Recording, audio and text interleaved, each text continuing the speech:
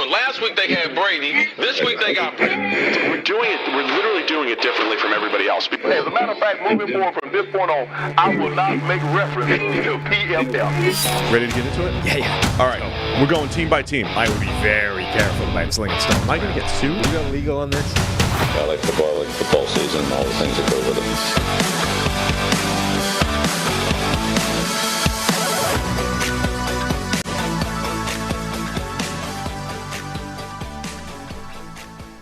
Monday Night Football, a primetime Kirk Cousins game, heavy underdog against one of the best teams in the NFL. That was only ever going to go in one direction. That's right, an absolute Kirk Cousins clinic, and a reminder that he is the object of Kyle Shanahan's eye.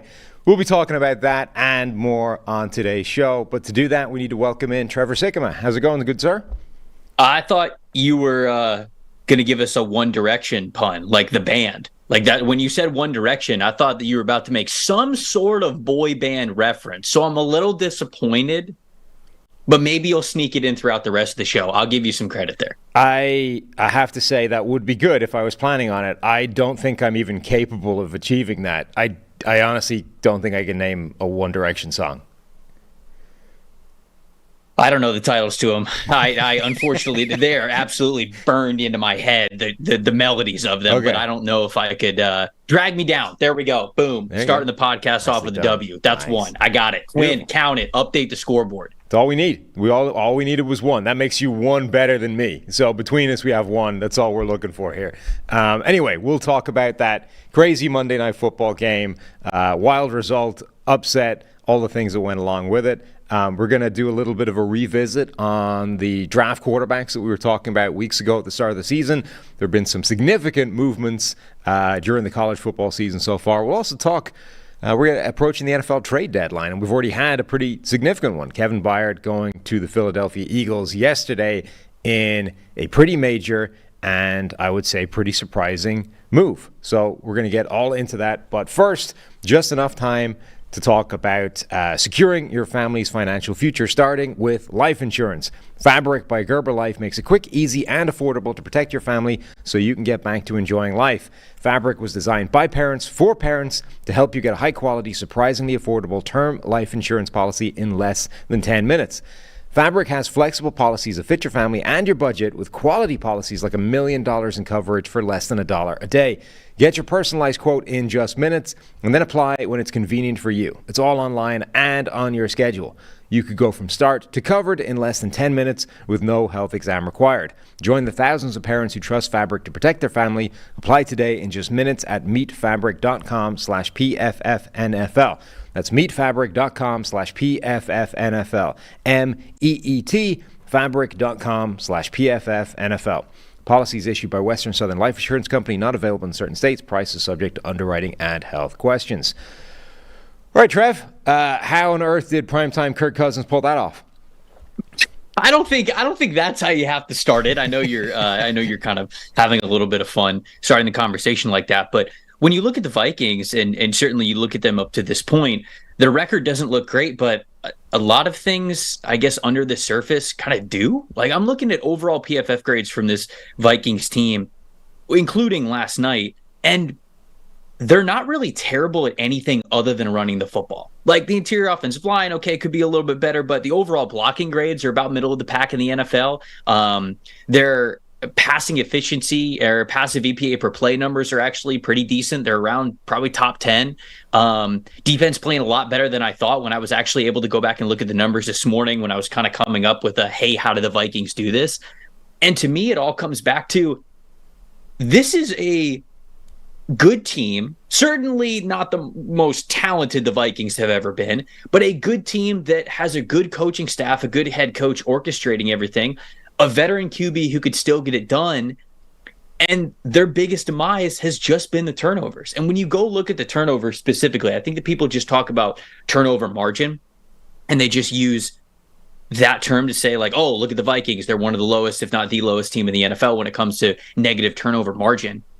A lot of those are fumbles. Like, they lead the league by far with 9 fumbles this year. To me, interceptions are more of a telling turnover stat. Fumbles are like you just drop the football. Like fumbles are as simple enough as hold on to the damn ball. Like sometimes defenders get a really good punch on it and you just kind of like tip your cap to the defender and you say like, hey, great technique. You went for the ball popped out. Good job. But in those instances, that's not really the Vikings' fault.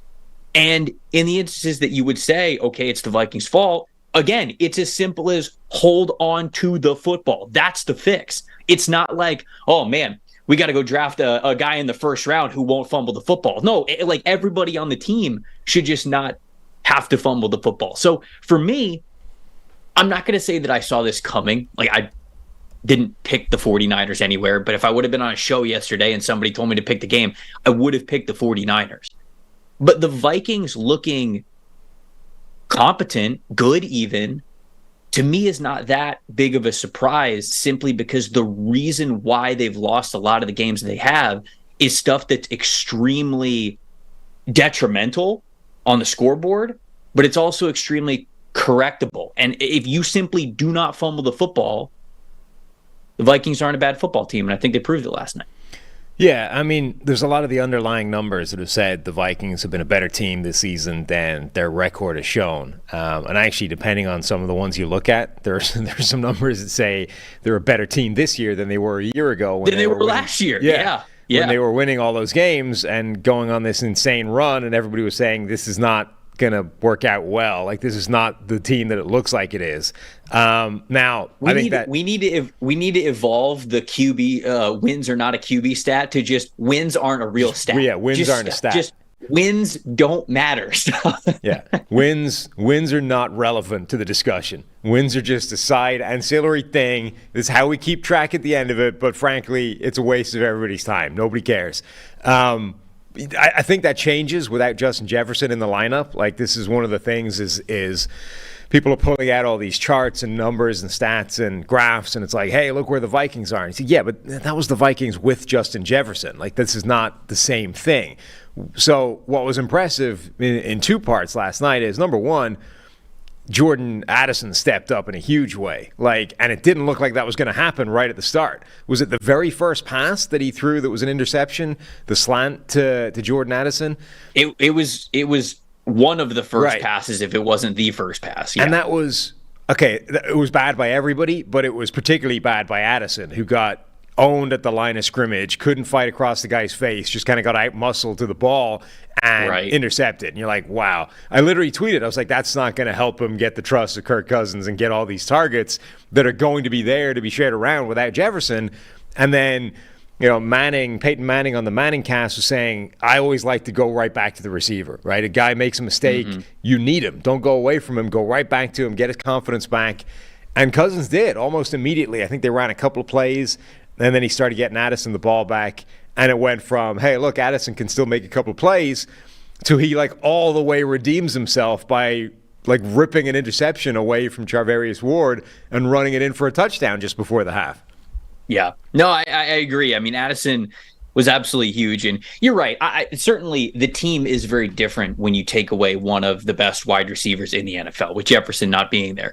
But even with Jefferson not being there, and even with understanding the team isn't in that same place, the underlying performances showed you that this was not the floor is about to totally fall out from this team and they're about to just free fall into rock bottom. I don't think Kevin O'Connell's not that kind of coach. Certainly Brian Flores, to me, is not that kind of defensive coordinator.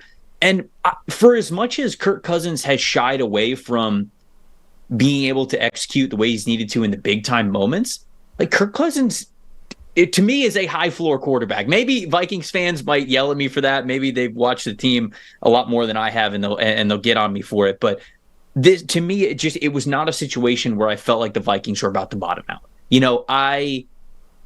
When Jefferson went on IR, I had some fun on social media, as a lot of people did. And I just quote tweeted the Adam Schefter breaking news tweet with a picture of Drake May. That was it. Right. No context, no words, just a picture of Drake May. But in reality, I don't think the Vikings are going to be bad enough to get Drake May. I think that they are, because of the lack of talent on the roster, even with them playing better than maybe you would expect looking at the depth chart. to me, they're still going to be floating around the top 10 of the draft. Like whether it's just inside the top 10, like they're picking 8th or something. 8th doesn't get you Drake May, right? It doesn't get you Caleb Williams. It's not high enough. But I do kind of think that that's where we are with Minnesota. They're going to be a tougher out than certainly their record set up to this point. And if the turnovers kind of regress back to the mean, or maybe like improve to the mean is what I should say, then yeah, I think that this team gets a lot closer to 500 this year than maybe we would have thought a week or two ago. Yeah, it does look crazily like, because this is part of the narrative on the Vikings franchise, right? Is no matter how good or bad they are, they never pick high enough to completely reboot and reset. And this year, because of the way it started, you're like, well, maybe for the first time. And then Jefferson goes down, you're like, all right, now is the chance for them to pick in the top 5 for the first time since God knows when. And now they're going to win enough games that they're still only going to be picking, the fringes of the top 10, and they might win even more.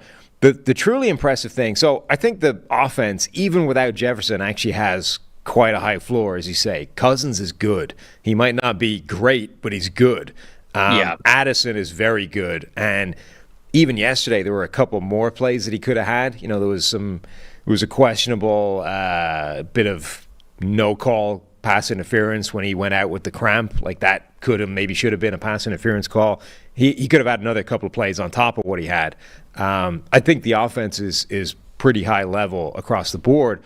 What was surprising is, and this has been surprising this season, the defense has played quite well. Like it's a terrible unit on paper. You look at the talent, the personnel, and you're like, this has a recipe for a disaster written all over it. And with Brian Flores coming in, you're like, this is not the scheme that everybody is running at the moment, right? It's like the antithesis of what the rest of the league is pivoting towards. Those two high shells, the zone systems, the Vic Fangio coaching tree. Flores is like the opposite end of the spectrum, and then they're blitzing the living hell out of people, and somehow it's working. I mean, he blitzed Patrick Mahomes almost 60% of the time. Nobody blitzes Patrick Mahomes because he absolutely carves it up, and yet Mahomes averaged less than 7 yards per attempt against the blitz. Same thing last night with Brock Purdy, 60-something% of the time, and it was working. I mean, he somehow has found this perfect blend between hyper-aggression, but also not blitzing just enough that you can't rely on it coming every single snap. Like he's somehow sown the right amount of confusion in there so that the blitz is actually having the effect that it's supposed to have. Yeah, and I want to go back and I want to watch a lot more of the Vikings games to see how much of a trend this is. But something that I looked up this morning, because I agree with you, I think the defense is playing a lot better than I thought that they would. And I wondered how we got to that point. I think it's a little bit of a combination of the depth chart and how Brian Flores is looking at it. Certainly, Ivan Pace Jr. being huge for that. I mean, I'm not going to lie. Like, that dude, for what he was at Cincinnati, was a small linebacker who could attack the line of scrimmage and really rush the passer. And that, to me, is what Brian Flores is doing with this Minnesota defense. And I think the front has been fine when you pair it with the pressure that he's been able to bring. But what I've loved that he has done, this is something that I looked up, because Cam Bynum had a phenomenal game. And he is having a phenomenal season. He's one of our highest graded safeties. He's got 2 interceptions and a forced fumble last night. He's playing with his hair on fire. He's playing super confident. He's a guy who played corner in college, and they moved him into safety because, probably doesn't have the athleticism to play corner. But as a safety, he's a plus athlete. And if you pair that with really good instincts and confidence, so now you're talking about a big-time playmaker like somebody that we saw last night. I felt like they were doing a lot of unique things in coverage, specifically with 3 safety looks where they would play too deep, but they would almost let Cam Bynum do whatever he wanted. Like he was this middle of the field defender who they just said, you got great instincts, go read where you think the ball was going. Because there was at least one of the interceptions, I know for sure. They were running, and Shanahan was running a clear out and over the middle concept. It was a dagger concept, and they do this with Brock Purdy because it makes it pretty easy. Like you think of Mills concepts as well. Mills concept, dagger concepts. You're basically reading what the safety is going to do. Well, you're reading the coverage pre-snap. You're seeing if it's open or closed over the middle of the field. And then you are looking at what the safeties are doing to one of the specific routes, knowing that, okay, if they play shallow, the deep one's open. If they go deep, the shallow one's open. And these are what makes it those quarterback-friendly reads that people talk about with Brock Purdy and Kyle Shanahan's offense. The Vikings essentially set up in a certain pre-snap look with their safeties, and then they pretty much just told Cam Bynum, go be the opposite of how the safeties are going to play this. So if we're going to have both of the safeties go deep to cover the clear-out player and the dagger, we want you to fire underneath and go get that over the middle, that dig concept. And I know specifically on one of those interceptions, that's exactly what it was. Brock Purdy did not expect that player to be there because he doesn't see a lot of 3 safety looks. Right now, the Vikings have played the second most 3 safety looks of any team in the NFL up to this point. And I think it's because they have a player in Cam Bynum to be that third safety to truly just give them that middle of the field presence. And if you're sending one of your linebackers in Ivan Pace Jr. at the line of scrimmage a lot, because you know that's what he does well and you're playing to his strengths, then for a quarterback, they'll look over the middle of the field and they'll go, hey, there's less bodies here. There's less bodies over the middle of the field. One of the linebackers just blitzed me. They'll think it's open, and then Cam Bynum will come out of nowhere from this like deep left safety look that you weren't even accounting for. But at the snap, he's firing over the middle and you just don't see it in time. So it's a long explanation to say this is a tip of the cap to what Brian Flores is doing, because he's taking a depth chart that, like you said, not the most talented depth chart in the world. It's not this, hey, we're going to line up and just rush 4 because we got the defensive line to do it and we got the coverage players behind him to do it. He's got to get creative, and he's being really creative in the right ways by playing to his players' strengths. And I think that you saw him get the better of a really great coach in Kyle Shanahan, at least in the really big, impactful moments last night. Yeah, I think there is merit to doing something unusual in the NFL just in and of itself, right? The fact that you can present a look to the opposition each week that is different from basically anybody else in the league, I think is a problem on its own before you get to how well it's working, how good the players are, all those kinds of things. That's why this year was really interesting going from the Greg Roman Baltimore Ravens offense to the new version with Todd Monken and a complete change and shift, because nobody else ran anything like that the Greg Roman type of offense with Lamar Jackson. And simply rocking up with that every week is a problem for opposing teams because they don't see it outside of Baltimore, right? The Vikings, so you hear, you think in its simplest terms like base defensive personnel packages, right? This world of 4-3 defensive front, 4 down linemen, 3 linebackers, 3-4 the opposite way. The Vikings don't exist in that world at all, right? They are basically running at the moment a 5-1-5, but the 5 DBs aren't, it's not a nickel corner, it's 3 safeties. So, they're almost... Ivan Pace started off as a real part of this defense. He's kind of been phased out the last couple of weeks. He's gone from like an every down starter. I think he had 12 snaps a week ago. He had 5 last night against the 49ers. But the same personnel group basically played the entire game, which is 5 linemen, 3 down linemen, and 2 outside linebackers, Danielle Hunter and DJ Wanham. The 2 outside corners are the 2 corners, Byron Murphy and Caleb Evans. And then those 3 safeties with Jordan Hicks as the linebacker, Josh Metellus, Cameron Bynum, and Harrison Smith. And those 3 safeties line up all over the place, and it's not a normal look. Like, if you're a team like the 49ers, the whole point of that offense is Shanahan has spent his entire life like understanding defenses and figuring out what the rules are and how they're going to play everything he shows them. And it's, as you said, it's simple reads. It's either or. They play this way, hit this. If they don't, hit the other thing.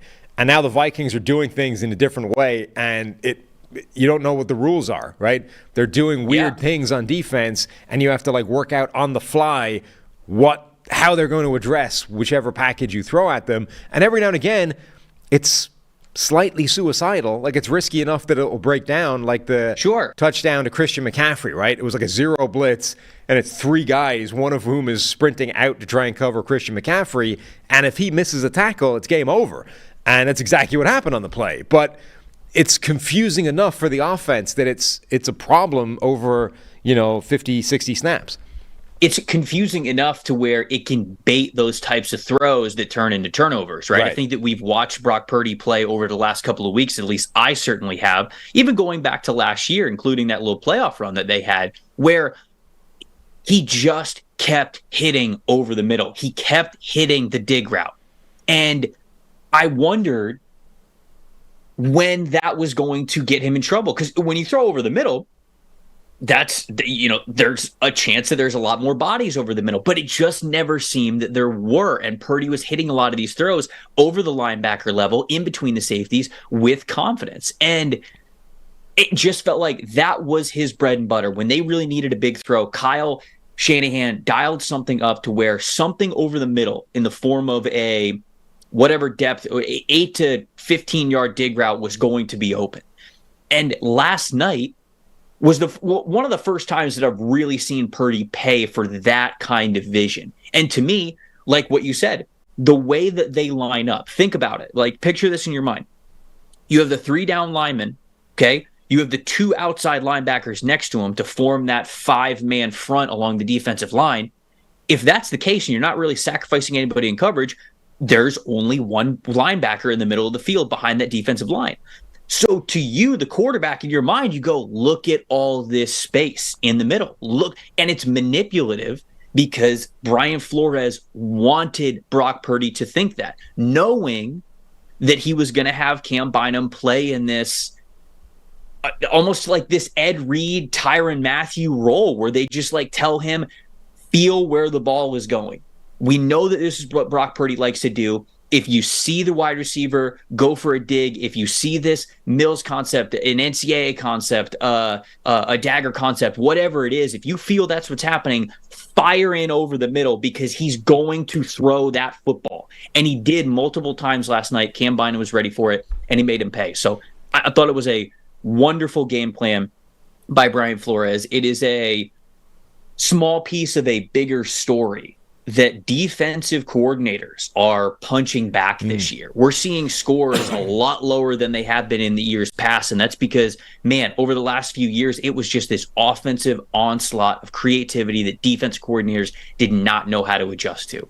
And this year, I feel like certainly the best defensive minds that are out there, they're punching back. And like you mentioned, sometimes you got to be a little bit more aggressive to really put some fear into those offensive coordinators' minds and quarterbacks' minds. And I feel like Brian Flores did a great job. Even though, like you said, they got caught a couple of times with that over-aggressiveness, they hit when it mattered most in the form of turnovers. And that is always going to be what matters most. The other thing I think that's impressive is he's varying it week to week. Like, it's not, and that I think is one of the most important things for any coach is, can you change your game plan to suit the opposition? Like, I think the days of this is what we do, you just have to figure out a way to stop it are kind of gone. You need to tailor what you're doing on both sides of the ball to who you're playing, right? Because teams are too good at countering whatever it is you're bringing to the table. So the Vikings' defensive game plan against Patrick Mahomes and the Chiefs was very different from their defensive game plan against Brock Purdy and the 49ers. And one of the differences, the elements that kind of changed was shifting that Ivan Pace Jr. part to an extra DB or an extra safety, but also having essentially 5 down linemen the whole way, because this 49ers offense, the Mike McDaniel Miami offense, like these Shanahan tree offenses, they want to establish the run, right? And that's what everything is sort of hinged off. And being able to chop that out from underneath them impacts the entire offense. And Christian McCaffrey, who's playing as well as any running back in the NFL right now, had nowhere to run to yesterday. He averaged, what, 3 point something? 3.0, I think. Something like that. So he averaged 3 yards per carry in that game because the Vikings were playing with basically 5 down linemen the entire way and deliberately stuffing the run. And then defending the pass off the back of that with those three safeties and the linebacker in the middle. And that is a very different like personnel deployment and formation than they were using against, say, the Chiefs and Patrick Mahomes and their offense.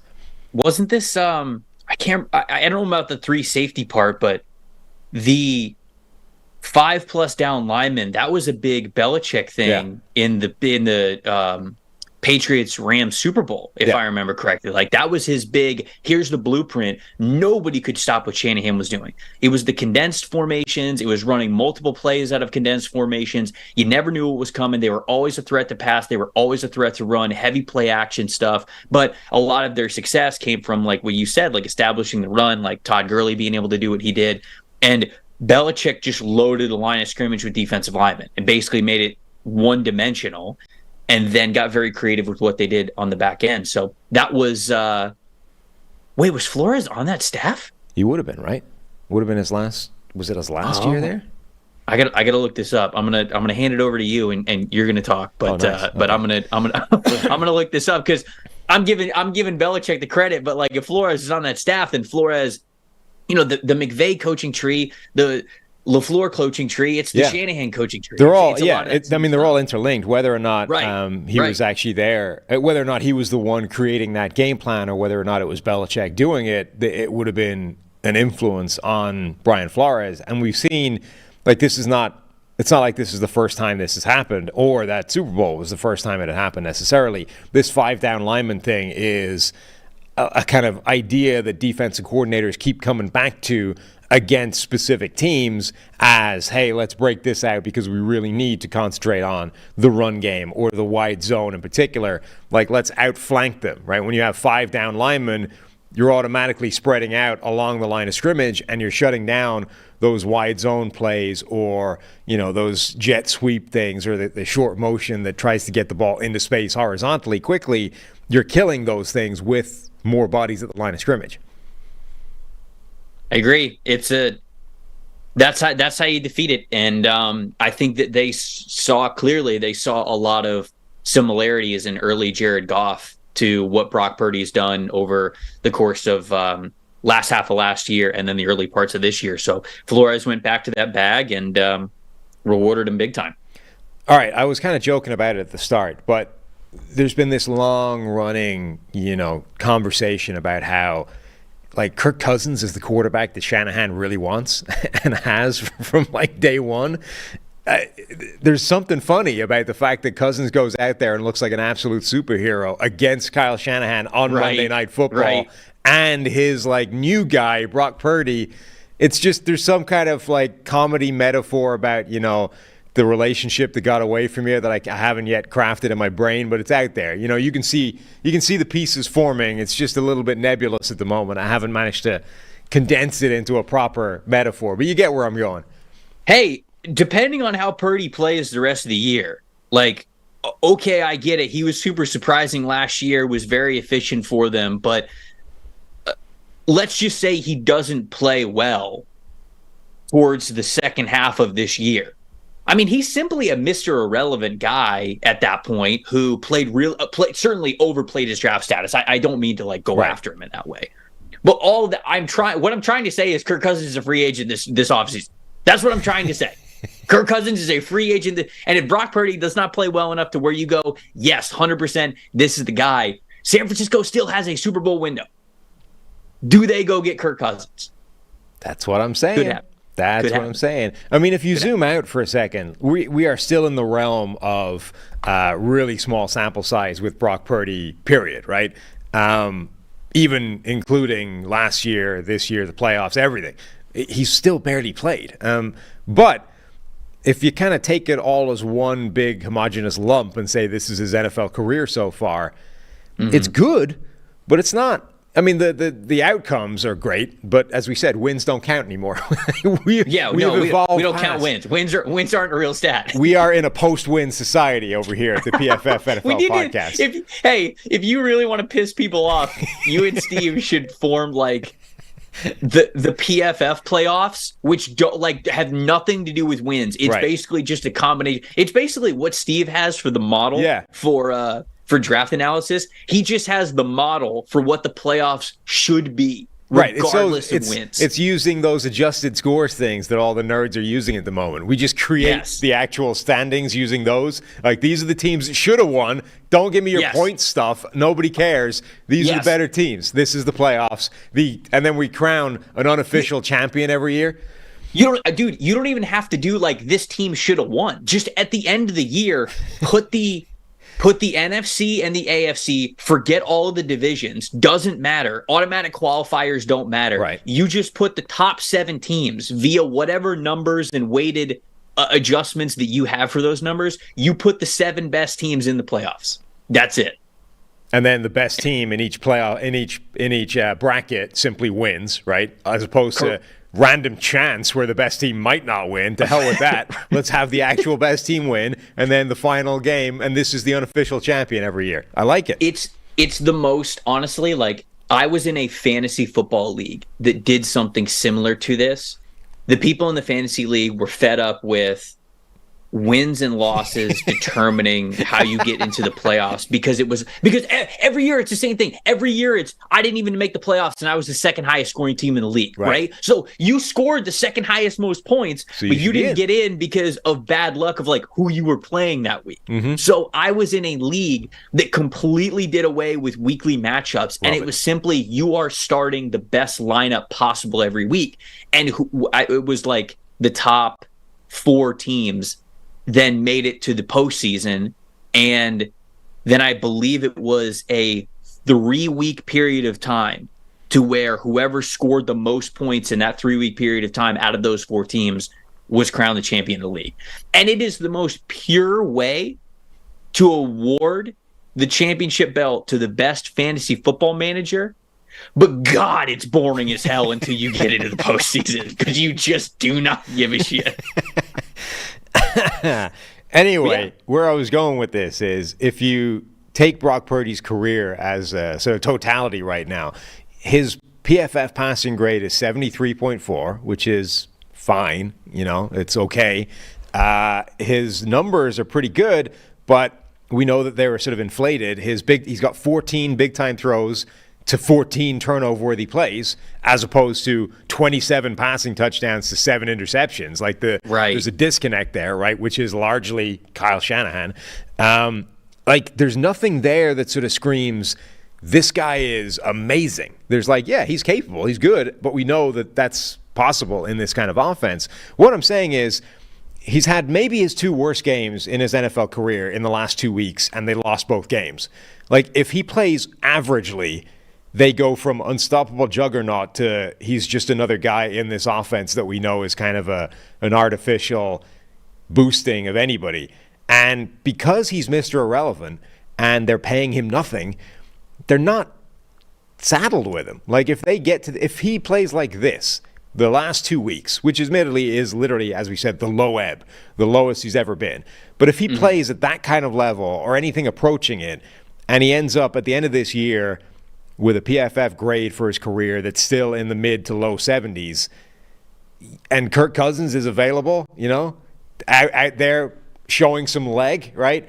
Dressing on the free agent market, fluttering his eyelashes and waving at Kyle, Hey, Kyle, remember Monday night, right? That guy's going to be throwing him bags of money. Yeah. I mean, especially, who's coming up big for them contract-wise? Who are all the players that are coming up big? Well, they are. So Brandon Ayuk, they're going to have to lock down. Oh yeah, right? you got to bag him. Yeah. They already paid Bosa. Yeah. They're already paying Fred Warner and Hargrave. They're obviously paying Hargrave. What's Debo? Where is Debo on the market right now? So he's going to be a difficult one to figure out, right? Because he's such a unique. They've got a lot of big contracts, but I don't think they're crippled for money. So because of Brock Purdy, largely. He signed a 3-year, $71 million deal. Right. So he's in the first year of that. I just was thinking about okay, they don't have a quarterback that's heavy on the books, but they got a lot of other they have a left tackle who's big on the books. They have a pass rusher who's big on the books. They got an interior guy who's big on the books. If you look, you're gonna have to. if you look next year at their cap numbers, right? Trent Williams, $31.5 million. Eric Armstead, $28.5 million. Nick Bosa is only $14.5 million. George Kittle is $22 million. Fred Warner, $24.5 million. Now, look, they're going to rework a lot of these things, and those are not going to be the cap numbers once we get there. But for the moment, there's a lot of big numbers on this on the books from guys that are currently on the roster. Yeah. Maybe Kirk will pull a Tom Brady and just like play for way lower than what he would get for other teams just to finally play with Shanahan. That would be so. Cousins is like, he's one of those guys that's like mastered the art of maximizing money in the NFL. You know, like 100%. Yeah. It like Chase Daniel, if he was a starting caliber quarterback, as opposed to a guy that's maximized 17 snaps or whatever he's had in his career, But Cousins has to know that, like, his performance within the Shanahan offense would go to the moon. Like, he must be aware that I've done this here, and this is, pretty good. I've been a good quarterback. I also think he's probably quite self-aware and understands that, like, I'm pretty good, but I'm not those guys, right? I would imagine he's well aware that, like, his potential within that offense is insane. He's 35. He's going to be 36 at the beginning of next season. Yeah. Last roll of the dice. I mean, it would be the last roll of the dice. And for anybody that watched the Netflix QB quarterback documentary, like, he has that big trophy room in his house, and he's got a bunch of game balls. He's got a whatever. Space. You're right. He didn't build this. I think the guy who designed his office purposefully built a section in his office that said, when you win a Super Bowl, it goes here. Uh-huh. And it's obviously not filled. But there's not going to be a better situation for Kirk Cousins, I think, than San Francisco. Did you hear what Peyton Manning said last night about when he talked to Kirk Cousins? I didn't watch the Manning cast last night, so no, I missed it. So Cousins is he's so fascinating to me because he's a psychopath, but in kind of a good way, right? Manning was saying, like, so, they do this, like, pre-game production meeting crap, and you got to talk to, like, a few people from the teams that you're going to do, yada, yada. So he gets his 20 minutes with Cousins, and Cousins effectively, like, bargains with him and says, I'll do it, but I want to be able to ask you questions for 20 minutes at the end and, like, pick Manning's brain about what he wants to do, what he likes to beat cover zero and stuff. Yes. And Manning's like, they must hate him, but, like, it's smart, right? When else are you going to get, particularly if they don't like you, but when else are you going to get 20 minutes to just, like, hit Peyton Manning with questions about what he likes to defeat certain coverages? Dude, I love it. Right. I feel like everyone would want their quarterback to do something like that. Oh, you're in a room with Peyton Manning? Don't talk to him about his whiskey company that he started a couple of years ago. Who gives a shit about that? Ask him how he's beaten Brian. Like, ask him how he's beaten these 49ers defenses. Like, I'm 100%. I support him wholeheartedly on that version of networking. I've said this for a while. I don't think that there is a player in the NFL that, like, squeezes every last ounce of their talent out more than Kirk Cousins. Now, it doesn't what a get great him. question. It doesn't get him to Patrick Mahomes levels, right? But, like, I don't think that anybody is out there maximizing what they could produce more than Kirk Cousins. Like, it's stuff like this. He's the only player in the NFL that would do that. That would be like, yeah, I'll do your 20-minute interview, but only if I can hit you with questions afterwards because you're Peyton Manning. Has he, like, never met Peyton? Like, are they not? It feels like quarterbacks all know each other. Yeah. So that's surprising to me. Like, is this the first time that he's met Peyton? I mean, I'm projecting a little bit here, but I would get the impression that those guys, that sort of fraternity of great quarterbacks that all know each other and kind of talk. Mm-hmm. I get the idea that they're not in a huge rush to spend a lot of time with Kirk Cousins, Okay. Now, maybe it's because of things like this. And actually, this is like a false economy. And if he just wasn't so much of a pain in the ass, they would just talk to him like a regular human, and you would get these bits of information on the side anyway, right? Like, maybe it's not worth the squeeze, but it feels like if they are going to kind of like, yeah, hey, Kirk, walk in the other direction, then you got to bargain your 20 minutes when you can get them. 100% you do. That's a great question. Which player in the NFL gets the most out of their talent? That's a great question. Yeah. But I think, honestly, whether or not he's the top Kirk's guy, high. Yeah, Kirk's up Cousins there. is right up there because of stuff like this.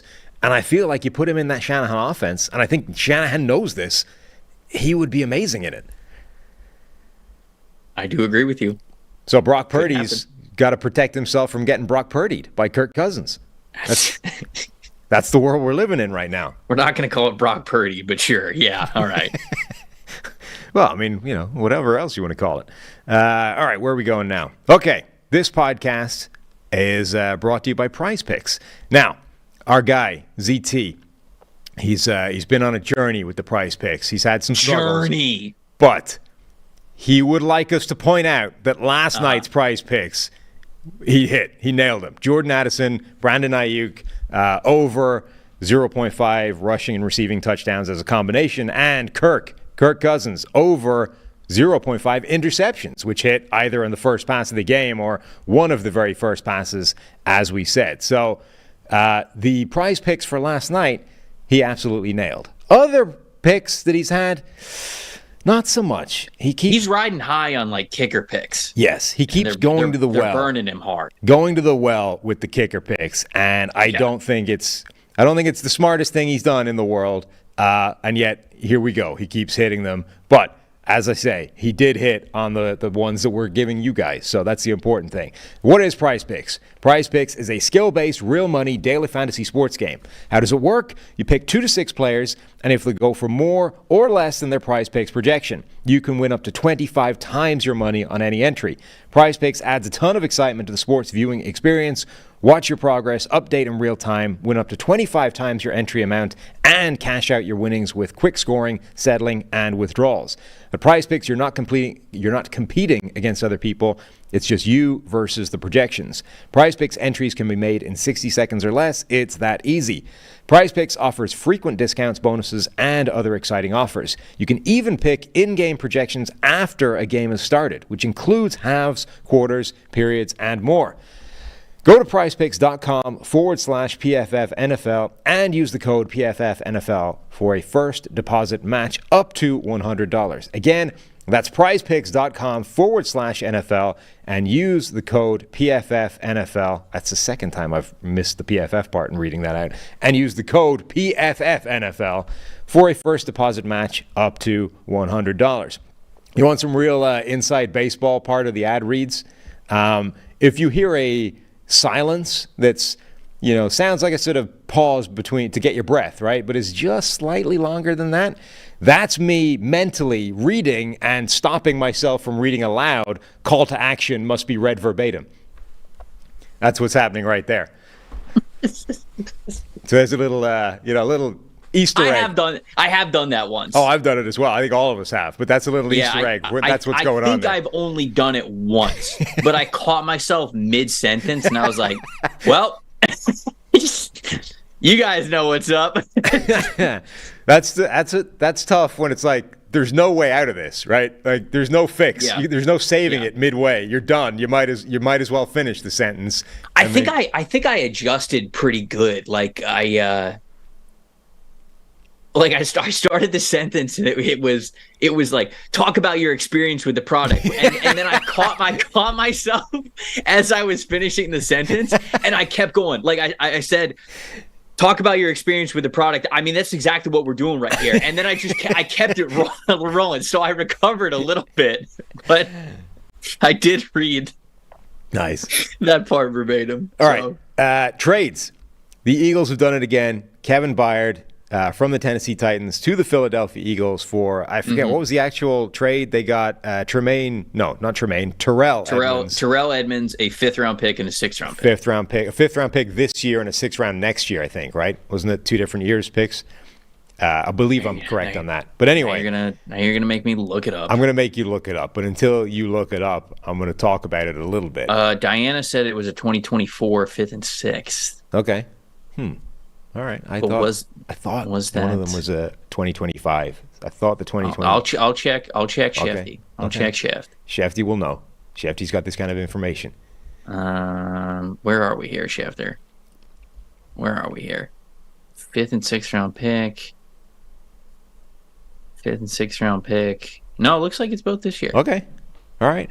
Okay, so anyway, 2 low-round picks and Terrell Edmonds for Kevin Byard, who had a chunk of his money already eaten, essentially, by the Tennessee Titans. So it's not costing Philadelphia an awful lot of money this year. What do you make of the deal? And you have to do it, by the way. Your reaction cannot contain the sort of cliched, Howie's done it again, the magician. You gotta go in a different direction. You said that to open it up. I know. You said they did it again. Yeah, so you can't do it. I've already done it, and that's it. That's all we're allowed to do. All right, then. Howie's a fraud. He stinks. No.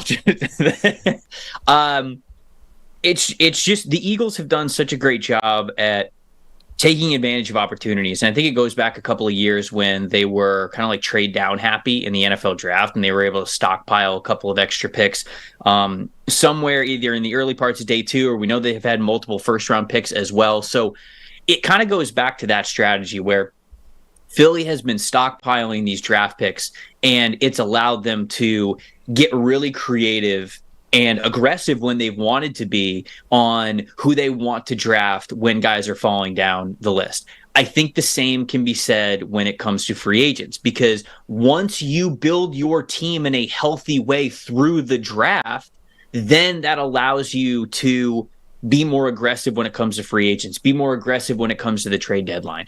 And it just really feels as though the Eagles have constantly gone about that the right way over the last 3 or 4 years. And I just like the way that it all started with the draft, trading back a little bit, kicking the can down the road, getting future first round picks, which we know hold so much power, continuing to stockpile day 3 picks as well. You find the gems within the draft, like a Jalen Hurts, like Jalen Carter falling to him, like we've seen with a bunch of other players, of course. And that, to me, allows you to say, hey, Kevin Byard's available. He's not going to cost that much. Let's go get him. We're in our winning window. So I just hat tip to Howie Roseman and how he has put all these things together. They've hit on the draft. They've hit on their pro personnel scouting. They've hit on their valuation. They're obviously great with adjusting the cap to saying, hey, we are in a Super Bowl window right now. Let's go get good football players.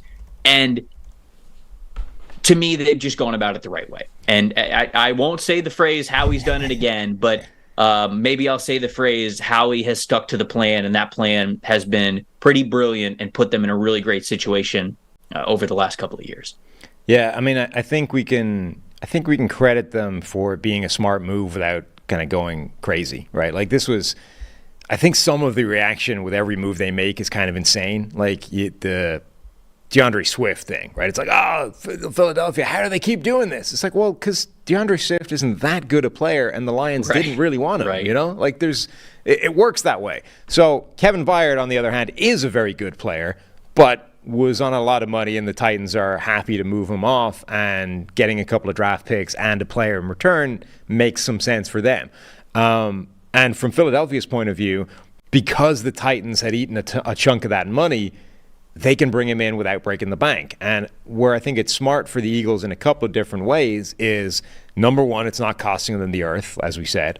Number two, as much as they gave up 2 low draft picks to make it happen, they still have 8 draft picks that year, right? They're good at stockpiling those picks for precisely this situation, because a guy might come up available and you can throw them a couple of draft picks to make it happen without getting depleted and rolling into a draft with like 3 picks and needing to make, crazy things happen to restock all your draft picks. Like they do that well so that they have the kind of, the money sitting in the bank essentially for a rainy day for exactly this kind of situation to come along.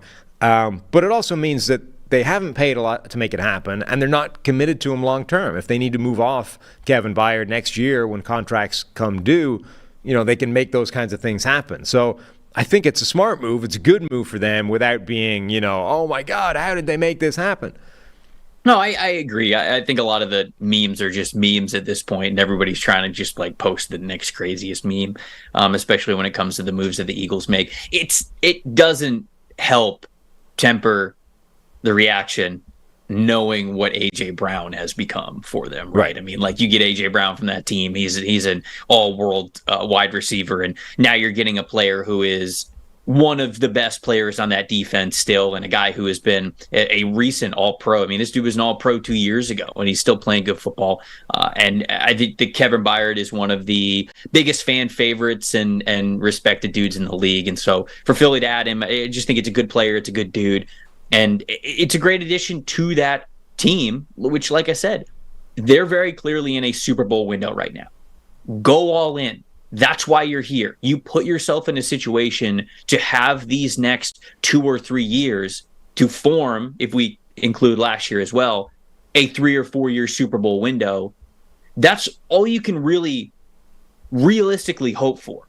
You know, the Patriots dynasty of how long they were good, that doesn't exist, right? I mean, like outside, I mean, Kansas City, certainly the way that they've hit it with Mahomes, they're going to be a threat every single year, but it's so impossible to hold yourself to that bar. Ultimately, certainly within the salary cap era, you have to navigate when you're putting your foot on the gas and when you are rebuilding a little bit. Right now, the Eagles are in pedal to the metal mode. And so I love this move for the flexibility reasons that you mentioned, but ultimately, just because this is a good, smart, veteran football player who helps a team that is trying to make a Super Bowl run yet again. But I just think that they did a great job there. I think one area where I would, not push back, but one thing I think that I would disagree on slightly, like, you're right. You can't aim really to have like the New England Patriots dynasty, right? That's, I don't think, realistic. But what I think you can do is aim to be like consistently good and sort of maximize the windows of like, this is a real Super Bowl opportunity versus we're just good and in the hunt generally. So where I think teams like Philadelphia are smart is not going quote unquote all in, like not going, we're in a window right now, let's throw all the chips in the middle. They're like, we're in a window right now, so let's think about a couple of moves that we might not make otherwise, right? Like if they were just reasonable and maybe trying to make the playoffs and blah, blah, blah, then they probably don't do this deal. But because they're there, they make this deal happen without it crippling them, right? Like if the difference, I think, between this kind of move and going all in is, to me, all in is like, let's go find some move that like is expensive, is going to be a problem down the line, but is worth doing now. Yeah, but I don't think when I say all in, that's not what I mean. I don't mean being reckless. When I say all in, it's more of a, let's take a good look at the rest of the league and find out players that can help our team right now. They don't need to go all in. Like to the point that you're saying, like a recklessness. They don't need to do that. Their roster is already built that way. All in to me is saying, hey, we're giving up a couple of draft picks and we're taking on a little bit of money to bring a player in. Like that. Allowing yourself to be this flexible for opportunities at the deadline is kind of what I mean for all in. I'm not talking about like what the New Orleans Saints have done over the last couple of years, where now they're $85 million over the cap, and it's just going to be an absolutely abysmal roster, I think, for the next couple of years. That, whether you're in a window or not, I feel like is always bad. If the Saints would have won a Super Bowl, maybe they think differently just because they get the trophy. They think everything's worth it, but I mean, that to me is always reckless anyways. I don't even necessarily think the Saints have done that. I think like this is what the Saints salary cap number always looks like in October. It's like that's just the way they deal with the salary cap. It always looks wildly inflated, and then they cut it all down in March, and this is just the way they play the game. They play it with the credit card rather than the debit card. They do. But yeah, I mean, the only reason I think my interpretation of all, like if you think what all in is, right, the poker game, when you shove all those chips in the middle, if the cards don't come up the way you want them to, you're gone. You're all in. You're going home. All right. Okay. More open-minded, more aggressive. Maybe that's how I should have said it. Not all in. That I think is where they are smart, is effectively not going all in. They're definitely trying to maximize the window in a way that they wouldn't necessarily do if they were just a solid team, but without, I think, going all in and like imperiling future seasons. And I think that's where they deserve credit. And I think that's why the team has succeeded the way it has the last few years, because they've built in these hedges to almost everything they've done, like every step of the way. I mean, Jalen Hurts was a hedge on Carson Wentz when people thought Carson Wentz was great. Like the fact that they did that. 2 draft picks. A.J. Brown is effectively a hedge on Jalen Hurts because... Well, I think they're doing that through the draft, though. That was kind of like to my point. All of this starts because you are actually building your team in a healthy way through the draft. You only get to add these free agents, Darius Slay, the James Bradburys, the Hassan Reddicks, obviously A.J. Brown and Kevin Byard are in that as well. Like, you only get to do that if you have properly built through the draft. Because then a lot of these moves are more reckless and maybe is more of that all-in term that you were mentioning. So going back to just kind of how I started it, that to me is what's most important for Philadelphia, is that they have gone about it in the way that you want to go about it. You build the roster through the draft, you continue to be healthy through the draft, and that allows you to be flexible and a little bit more aggressive when moments like this become available. And it doesn't have to feel like an all-in thing because you've already built the roster so healthy. And because of that, you've got a lot of guys on rookie contracts who also aren't too bad on the books. So Philly, to me, less of the Byard deal itself, more of how they got to this point is always what's so impressive to me, how they have allowed themselves to be a really good roster, yet still always be flexible to make themselves better. This podcast is also brought to you today by Manscaped, who's taken a step up from Balloween to bring your face the cleanest shave it's ever seen. So this season, no need to toil and trouble. Manscaped's all-new Handyman is the best way to get rid of that stubble. Featuring a compact design and next-gen skin-safe technology, the Handyman was designed to give you that smooth finish without the mess of a traditional shave. Get the sweetest treats this Halloween by going to manscaped.com and using code PFF for 20% off plus free shipping. It may be spooky season, but you don't want to scare people with that scraggly beard. Give them something to look at with Manscaped's Handyman. You tired of bad razor making your neck look like a scary movie? With the Handyman skin-safe technology to help reduce nicks and cuts, you can finally feel confident when going for that close shave. For wet or dry use, feel free to bring this anywhere and everywhere. The compact design and airplane friendliness make this the perfect travel tool for on the go. And being able to shave up to 3 days growth without a mess of a wet shave is priceless. And they say for the Wolfman, but really what they mean is me and Trev. The Beer Hedger Pro Kit has everything you need to tame your mane. This cordless trimmer has a rotary wheel that gives you 20 hair cutting lengths, all with one guard. No more drawers full of extra add-ons collecting cobwebs. That's right, your Halloween costumes may take effort, but beard grooming doesn't need to when you can get 20 different beard lengths in just one guard. The Beard Hedger is a high-tech piece of art in a travel-size package with long-lasting battery, universal charger, and strong motor. There's no trick with this treat. Manscaped has you covered. Get 20% off and free shipping with the code PFF at manscaped.com. That's 20% off with free shipping at manscaped.com and use code PFF. For a look as sweet as candy, get yourself the Handyman from Manscaped, or if you have no hair like me, the Beard Hedger Pro Kit, which is pretty awesome. That whole dial a length thing, it lets you get the transition thing on the side perfect. Mm-hmm. Lets you get it perfect. It's an ideal product. It is. It's an ideal product. I believe I saw them advertising the Lawnmower 5.0 recently. Not 4 now. We're up to 5. And I can only imagine that thing has been turbocharged and sent to the moon in terms of the RPMs. So get yourself one of those as well. Anyway, manscaped.com. You can power your boat. Code PFF. Power the boat. All right. College quarterbacks. We're going to do a midseason check-in, and I guess the first question to ask is Caleb Williams tanking to avoid the teams tanking for Caleb Williams? No, I don't. Not on purpose, but maybe, I don't know, maybe he is. Look, I think that Caleb is, man, a lot different than what he was last year, and I'm not going to sit here and say that he's still not a special quarterback.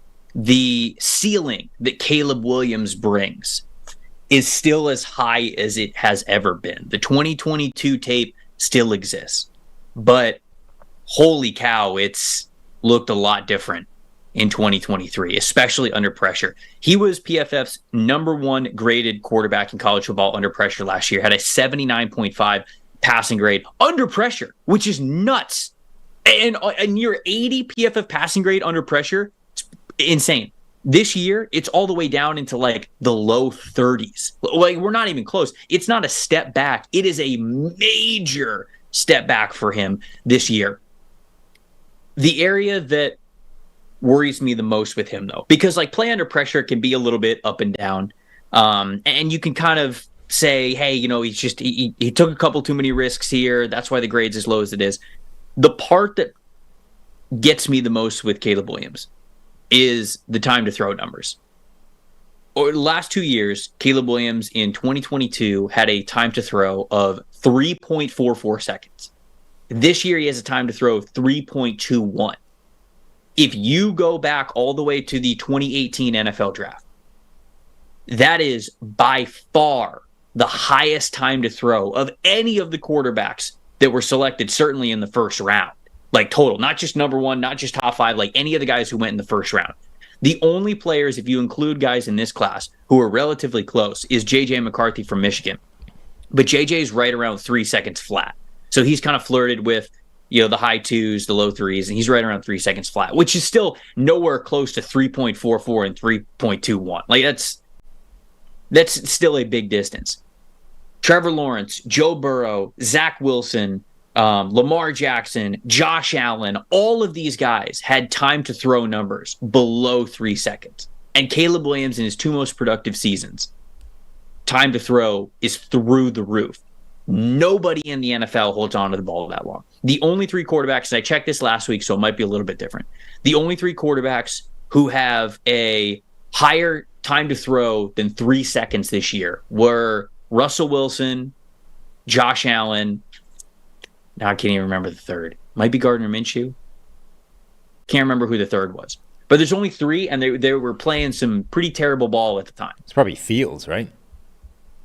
Fields it might be Justin Fields. The only guy last year that had a time to throw, the only player, the only starting quarterback who had a time to throw above 3 seconds last year was Justin Fields. Right. And we saw how bad that was. You can't live in that world. Plain and simple. So whether you want to say, hey, the pressure play, it's up and down, he'll be fine, whatever, he can't hold on to the ball that long. He won't survive in the NFL level. That's nobody does that. Mahomes doesn't do that. For people that think that Mahomes just runs around back there and does whatever he wants, Mahomes doesn't do that. Mahomes is in like the 2.7, something like that. That's what worries me the most about Caleb Williams, is that we are now 2 years in a row, him being to the moon high on the rankings when it comes to those time to throw numbers. That part of his process, how he sees the field and how long he thinks he can hold on to the ball, is going to be the toughest challenge for him when he gets to the next level. And unfortunately, that is a make or break trait. And if he can figure it out, obviously the ceiling remains franchise changing high. But if he doesn't, man, your play suffers, and I think that you're seeing that this year with him. Yeah, he also has the slowest average time to throw of all the kind of big guys that we've talked about, just on first read type looks, right? Like, so forget the crazy scramble drill, late in the down, ad-libbing, forget all that stuff. Like, just first look plays, his is the slowest of any of these guys. That, I think, is maybe a more concerning sort of trait than the overall number, but points to the same thing. When I was looking at, like, the turnover-worthy plays he's had over the last few weeks, it's like a kind of reel of why they teach quarterbacks not to play like that, right? Like, all the stuff Mahomes does, it's all the plays Mahomes never makes, and you're wondering how he gets away with it. Like, when he does all this, like rolling to the left, finding a guy, firing it, sidearm, back across his body, you're like, nobody ever does that, because there's always a player lurking somewhere that you're not looking at who can just jump back across into the lane and pick it off. And with Mahomes, it never manifests. That guy's never there, basically. And with Caleb Williams, for a long time, that guy had never been there. But all of these throws are like that, where he's running somewhere to the sideline, tries to fit it into a guy who's either coming across with him or working back in the other direction. And there's just like a defender standing there on the sideline who just takes like 2 steps to his right and picks it off, or, beats the receiver to the spot. And you're like, yeah, it feels inevitable that these plays were going to get made, and yet they hadn't been for the majority of his career so far. I don't know if he's just been unlucky and thrown a bunch of those passes that were like too far, or if he'd been spectacularly lucky for so long and hadn't. Because this is where you get the Mahomes comparisons, right? Brett Favre used to do those things as well, and they were almost always the bad part of Brett Favre's game. It's like, Brett, too far, can't do that, come on. Mahomes has been the only guy, really, that's been able to consistently do that and almost never been punished for it. Like, he breaks the rules of what happens when it comes to defenders and where you can put the ball. And one of the reasons that Caleb Williams was getting compared to Mahomes is because the same thing was true. He was doing these crazy things, doing this, like taking all of his play from the book of how not to play quarterback, and was getting away with it. And for the first time, he started not getting away with it. As of right now, I'm trying not to be super hyperbolic about it, but as of right now, I mean, you're right. It's really hard to look at how Caleb Williams has played and the results of how he has played this year and not look at last year and say to yourself, you just got incredibly lucky. I mean, for him to be holding on to the ball as long as he did last year. And some of his some of his greatest plays are plays where you go, how was he not sacked? Right. Like, how did he just get out of that? And at the NFL level, those probably are sacks. So then the tough part with Williams is he's got a great arm. Yeah. He's got great velocity. I think he can push the ball down the field. I think he fired off very quickly. He's got that compact release. I like his base, certainly when he's not, trying to do this sidearm Derek Jeter type of throw, which we've seen him do a lot. But when he is fundamentally sound, like, this is a good quarterback. This is a high ball placement kind of a player. He's got all the arm talent in the world, but his nickname is literally Superman. Like, that's what they have called him. That is his nickname. And that is how he plays. It's how he plays in that Lincoln Riley offense. You loved it last year because he had more confidence than anybody in college football. It's why he won the Heisman Trophy. But now, with things not going as well as they were last year, it's hard not to look at this play style and go, okay, the Superman stuff, when the situation calls for you to be Superman, is different than you just thinking you always need to pull off a Superman-like play. And the way that this season has gone for Caleb Williams is a lot more of the latter than the former. You think you need to be Superman every single play. That's when quarterbacks get in trouble. The ones who have his kind of creative ability, yet last a long time in the league, are the ones who have the Superman ability, but don't put on the cape unless the situation calls for it. And then when it does, they're able to do something spectacular. You start to wear the cape all the time, that's when it's tough. I mean, we're seeing that, we're seeing that stuff with Josh Allen, right? Yeah. I think everybody likes to point to Patrick Mahomes just because that's always people always just want to go to the very top and they think about Patrick Mahomes. But in all honesty, like, Josh Allen right now is a better comparison. These are players who, if they don't have a bunch of turnover-worthy plays, if they protect the football, if they don't go full Superman when they don't have to, you got enough arm talent to beat anybody. You're one of the highest ceiling quarterbacks in the NFL.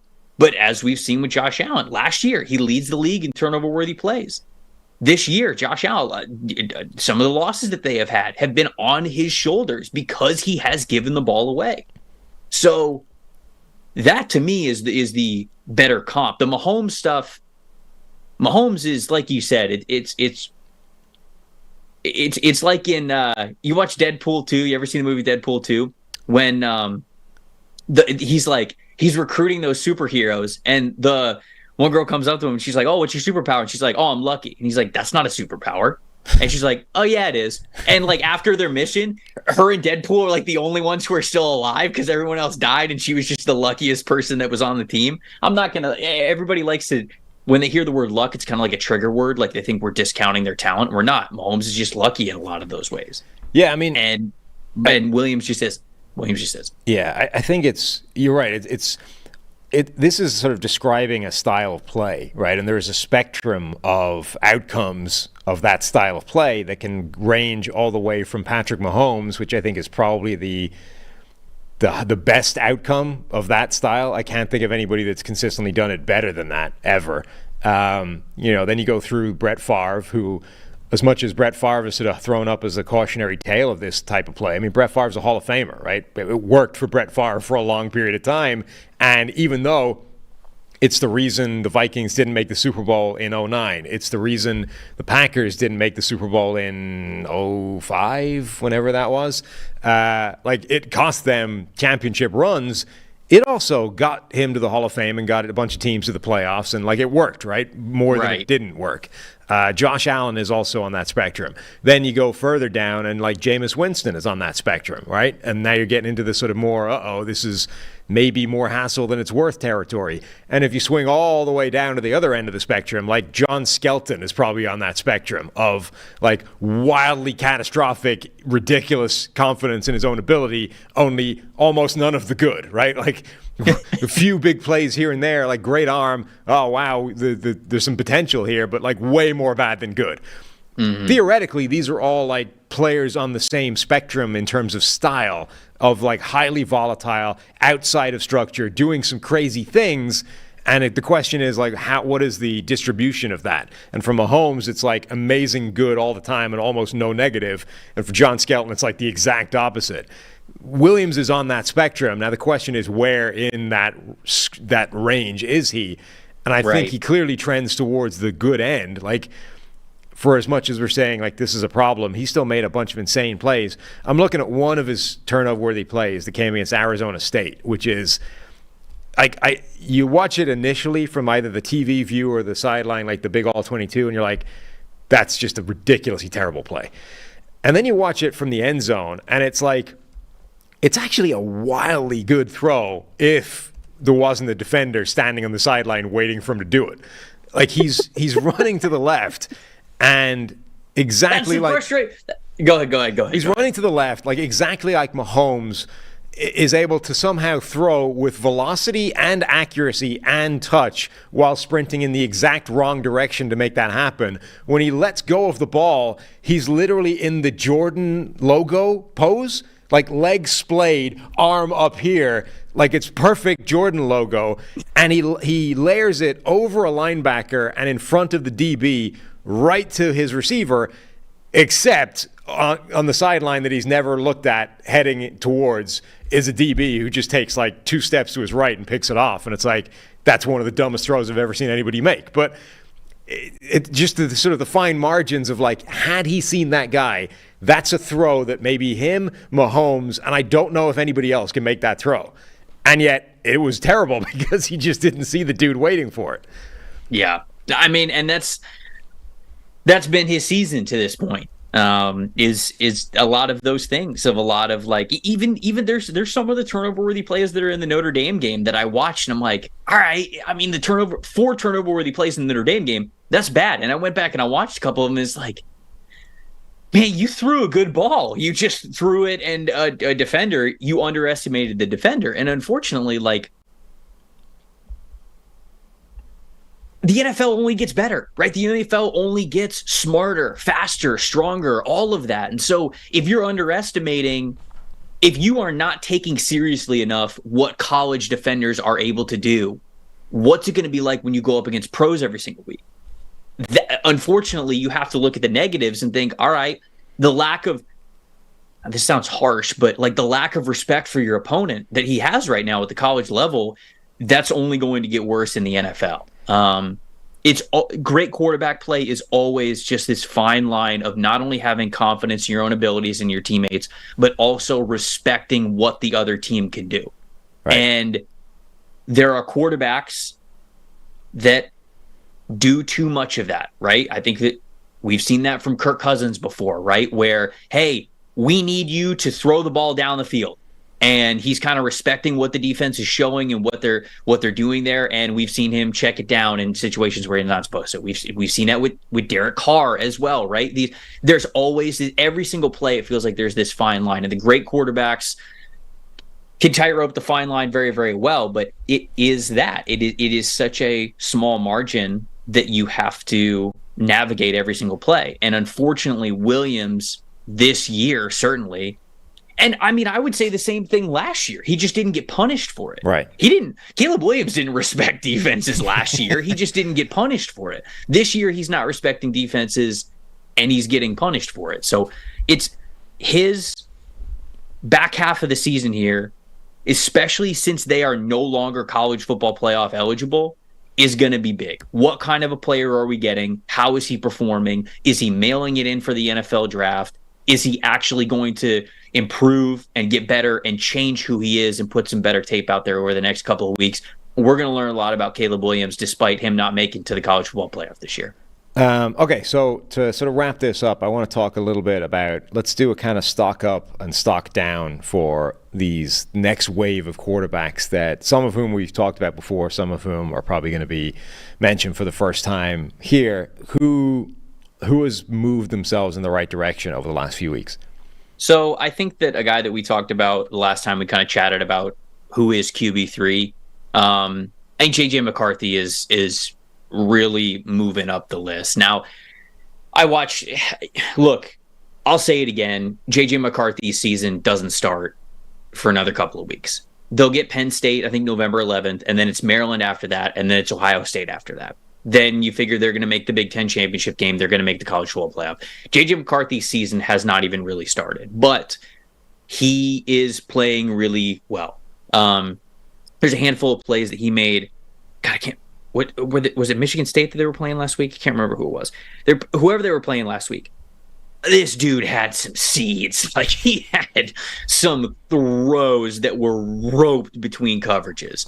And you just go, God, that's an NFL throw. And he's got a lot of those this year. You and I chatted before. When he is throwing the fastball, he is such a good quarterback. He can hit the corner of the strike zone. He can blow it by you faster than you think the ball is going to get there.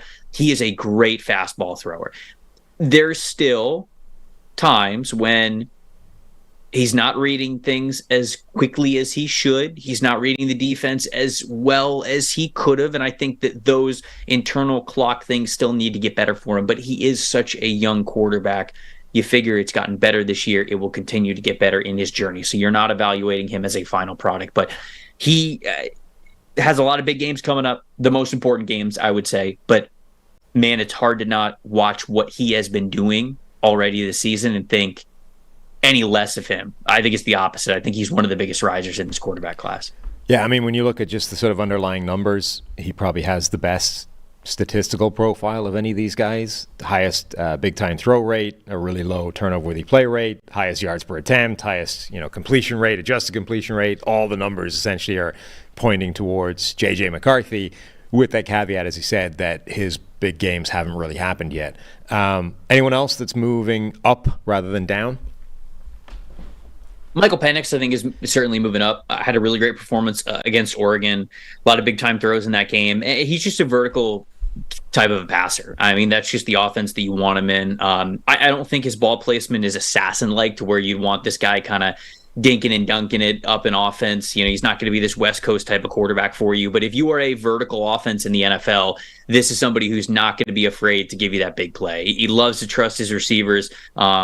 He's really great in those situations when he can open it up like that. He is another player who, when he's throwing that fastball, he's a lot of fun to watch. And I think that Oregon game was great. I'd say that Bo Nix was also great in that Oregon game. I think people came away with it thinking wow, Penix just way outdueled him. And I wouldn't say that. I thought that Bo Nix had a handful of really great NFL throws there as well. So I think both of those guys are stock up.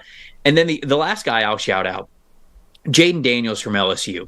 He is another one of those players that I was just not convinced was going to be an NFL passer. I didn't think that when he was certainly at Arizona State. Even last year at LSU, he had a low turnover-worthy play rate, but you could just tell he really wasn't taking big risks. He wasn't pushing the ball deep down the field. This year he is. And the turnover-worthy play rate, yeah, it's a little bit higher, but it's still relatively low. He is making the most out of having Brian Thomas Jr. and Malik Neighbors at wide receiver. He's somebody who will give you a legit RPO threat. He gives you that escapability. He gives you that rushing threat to pick up those yards and those first downs with his legs. He needs to learn how to slide and get out of bounds so he's not taking these crazy hits every single week. But man, Jaden Daniels is somebody who I recently moved into my top 50, and I think he's somebody that you take a chance on and you develop probably in the early parts of the second round. The conversation on ball location accuracy with Penix Jr. is going to be an interesting one because he was the one guy that I hadn't looked at from the last time we had this conversation and was watching his tape. And initially my thoughts were like, oh, ball location is a problem. And then the more I watched him, I'm like, hang on, there's some amazing throws here, right? Like some insane ball location. And I was wondering, like, is this getting better as the season's going on?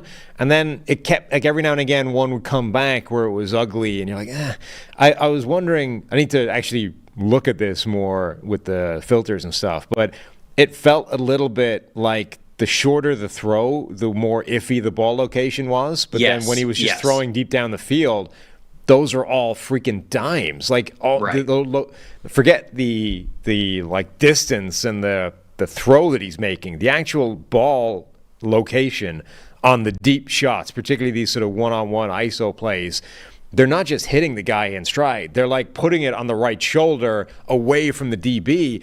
The accuracy on those is insane. And then you get these underneath ones. It's like, why is this half a yard off where it should be? Which is still catchable, but like problematic. So I don't know. That's going to be interesting to see if that actually shows up in stats or if that's just a feeling that I was getting from watching it. But I guess the more important part is the deep stuff. But it's more like, so if you're pinpoint accurate on those deep shots, that's amazingly good because those are hugely impactful, high leverage plays. On the other hand, if you're inaccurate on short stuff, that creates a bunch of problems that can be massively high leverage in the opposite direction. Like a pass that's left slightly behind a receiver underneath ends up being a tip pass and caught by a linebacker, and now you just turned what should have been an easy completion into an interception because you were half a yard off where you should have been. So it's weirdly important in both directions. Yeah, no, I agree with you completely. The reason I think I'm higher on Penix than some other people isn't because like I don't see some of those accuracy and ball placement issues. I definitely do. But with Penix, he is better at the higher difficulty stuff that's almost like tougher to teach. And Penix sometimes doesn't really throw with a married lower body mechanics. Like sometimes his feet are all over the place and it's just upper body. And to me, a lot of those shorter throws and the ball placement with them get better if he can be better at like having that consistent base and footwork and kind of like marrying the throwing motion. Because you'll see like a lot of what Penix does, like sometimes I feel like he does this on purpose, but other times it's obviously the pressure that gets to him. I compare him to a duel that's happening in a Western film where he's got the gun in the holster and he is better than everybody else at just going boom, like immediately the gun comes out, and it's like when you need him to throw last second, he can, without having his feet exactly where he needs to be, generate so much power from his upper body, fire the ball in there with both distance and velocity, and it'll be like a dime to the sideline to Rome Odunze. And that to me is kind of his comp and what he is great at. That's why I say if you got a vertical offense, that's what this dude is all about. But I feel as though if you marry the footwork a little bit more, maybe that short stuff gets a little bit better. I'm always worried about touch being an issue for quarterbacks because I kind of think that that's just a you have it or you don't kind of a trait. But when there is something fundamentally that you can be better at, it gives me hope that, okay, we clean this up a little bit more. You get more of a base, you get more of a repetition with that. Maybe the ball placement does get a little bit better, even if it's kind of always going to be a fastball. What about let's wrap this up with whose stock is headed in the opposite direction other than Caleb Williams and his tanking or intentional or otherwise. Two guys that I recently moved down on my quarterback rankings and outside of my top 50 who are in my top 50 are Riley Leonard from Duke and Michael Pratt from Tulane. These are two players who really liked Riley Leonard's summer scouting film from last year. If you took kind of like his best throws, if you will, from 2022, a lot of really great stuff, a lot of great touch throws, got a lot of great sideline throws, anticipatory stuff. He's got an NFL arm. He's got some good mobility to him. And I was encouraged about it. he's gone through some injury, obviously, as of late, so I'm not even counting that. But even earlier in the year, it wasn't consistent. It remained kind of flashes in the pan and not, hey, we're getting this best version of this player all the time. So his inconsistencies with ball placement and accuracy as well have not risen to a level that I thought that they were going to at the beginning of the season. And Michael Pratt's kind of the same way. He started the year nearly flawless in that week 1 performance. I mean, he hit every throw. He was as money as you wanted in every single situation. He ended up getting hurt in that game, and in the games that he has played since he has come back, just not the same player. The accuracy is not there with him, and he had a knee injury, so maybe the knee is kind of bugging him with his base and where his feet are planted and everything like that, but kind of just looks more like he's just missing these guys. And I mean, he's missing short, intermediate, deep. It's just not nearly that same type of assassin-like film that we saw at the beginning of the year. So both of those guys, unfortunately, kind of trending in that wrong direction. Not because they don't have that ceiling anymore. They still do. It's just not as consistent as I hoped it would be when I had them in the top 50. So we started this way back when we first did our quarterback talk, and the question was, who is QB3? Has it changed for you since then? Is it still the same guy?